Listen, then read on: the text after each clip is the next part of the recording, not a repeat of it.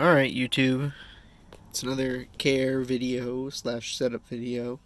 Um, I've had a lot of people ask me about this, and I've kind of been putting it off just because um, I had been planning a better enclosure for her for a while, and this one's taken a while to set up too and get all the components and clean it up and all that. Anyways, so this is Pixel. She is my Papuan python, Apodora papuana. Um, just had a sizable chicken the other day. I don't normally feed her chicken. Mostly it's rats, rabbit, um, some quail, the occasional guinea pig or chicken, but mostly it's rats or rabbits. Um, she'll eat just about anything, though. I also give her snakes on occasion when I can get them. If I have ones that die of old age or of natural causes, or if I know somebody, they'll give it to me, and I'll feed it to them. Feed it to her. I don't like for anything to go to waste, and I like to give her, a somewhat natural diet, or at least give her some variety in her meals. But this is a bioactive enclosure. I'm still working on getting more plants in here. There's a bird's nest fern in there, a rhapis palm. There's also a hanging plant up there, but I haven't. Or wait, no, I didn't install that yet. I'm gonna do that tomorrow. There's also this. I forget what this plant is in the back. I forget what it's called. But it's the substrate is mostly AGB. There's some coconut chips mixed in there, and of course the leaf litter. Leaf litter is pretty important to Papuan pythons. It's in the wild. It's how they hunt. They sit in the piles of leaves and ambush prey. They also get it crawl in them for warmth when they're at higher elevations. The decomposing leaves are often warmer and provides a good place for them to thermoregulate. People are often amazed at just how iridescent she is. They're very iridescent snakes. They're also very talkative snakes. They talk to you and very unique.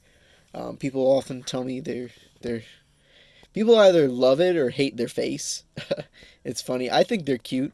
They're kind of like the pit bull of the python world. They've got a smushed in face, and they have heat pits, but they're hard to see. They're like near the side of the lip under there.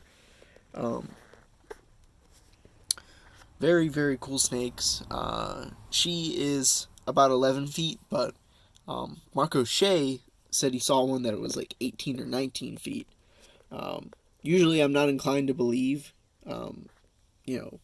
sightings and not measurements. He didn't actually measure the snake. I think he just kind of eyeballed it.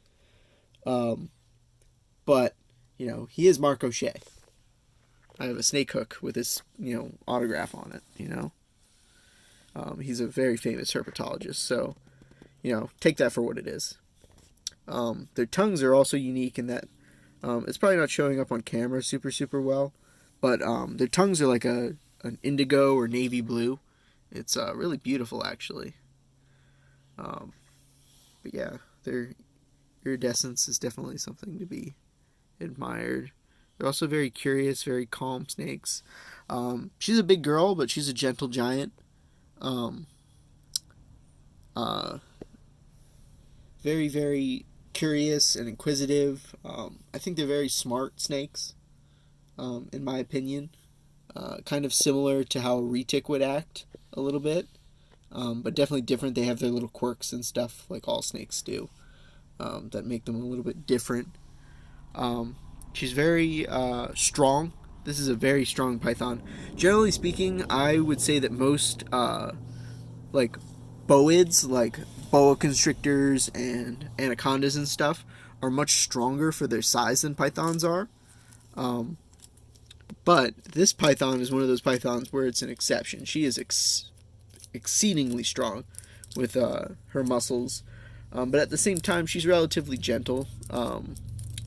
She's never, she squeezes hard, but it's just because she's strong. She's a very strong snake. These guys are snake eaters in the wild, so I guess that's why. There's a lot of stuff that they eat on that island that it would make sense to where they would need that strength. They are the apex predator on the island. That island being Papua New Guinea, of course. Um, in the past, they used to go by a bunch of different other names. Sometimes people would call them Papuan olive pythons or Irian pythons after Irian Jaya. But Irian Jaya, I mean, as a country, doesn't exist anymore, so I tend to just call them Papuan pythons. When I say olive python, people get, you know, mistake them for the mainland olive pythons from Australia, and these are not them. I really appreciate you wanting to say hi to me, but we're trying to do your enclosure, not you. Thank you. Um, but yeah, there's a big water tub in the back. It's about 10 gallons or so. Like I said, I want to add more plants, but I want to make sure that these ones, I just recently set this cage up, I want to make sure that these ones do okay first. They're all free plants that I got that I didn't really care if she trampled over or whatever. She's generally a pretty gentle snake, and she just kind of moves about and then like buries herself.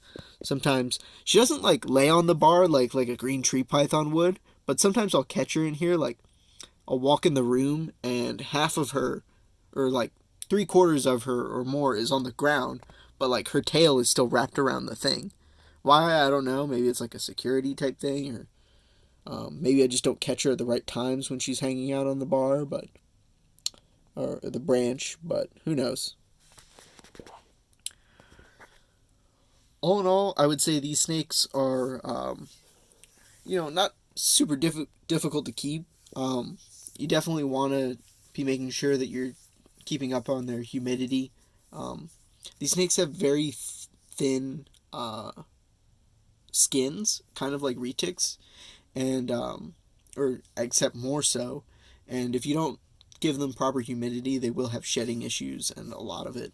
Um, their skin is super thin, so like um, even sometimes when we're just like doing regular, you know, snake keeping things like taking them out to clean or giving them a soak or something like that, you'll often like tear a little bit of their skin prematurely, like the shed skin, not like their skin, just because it's so fragile and they need that humidity. She doesn't typically soak that much, but um, I have pythons that soak more than her, and I have pythons that soak less. But yeah, the way it's heated, it's flexible heat tape on the bottom. There's a radiant heat panel installed up top and above that vent up there. Um, and then there's also some heat cable that's heating the water if I need to heat the water, because this cage is in a room that's relatively warm, but during the winter it can get kind of just chilly in here. It'll chill down, and I don't like the water to be super super cold. Although these pythons can handle cold weathers. They're almost like Argentine boas, in that they do well in cooler uh, conditions.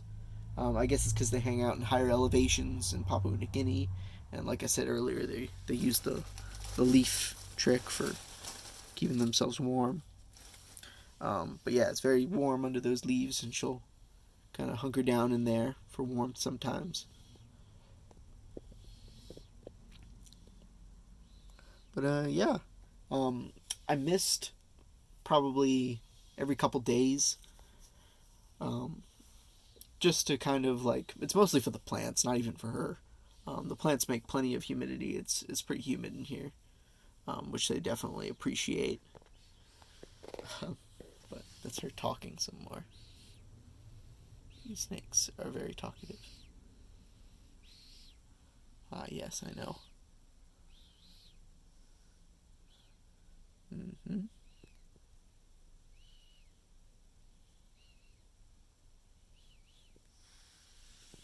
Can it come back out again?